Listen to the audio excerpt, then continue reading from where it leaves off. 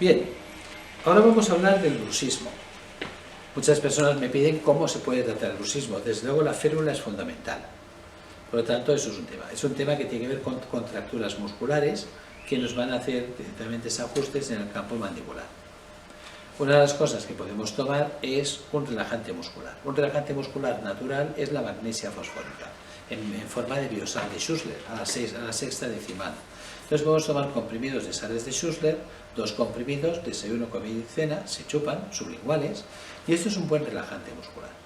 La férula por noche. Y una de las terapias que me ha dado muchas satisfacciones es cuando he enviado a los pacientes a que les hagan osteopatía sacrocraneal, que es una técnica osteopática que ayuda a reajustar toda la estructura craneal, y muchas veces esto hace que quitemos esas contracturas, esas tensiones por compresiones que tenemos a nivel de toda la estructura craneal.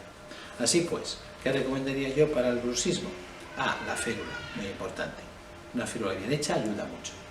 Segundo, tomar magnesia fosfórica, 2 comprimidos, desayuno, comida, merienda y cena.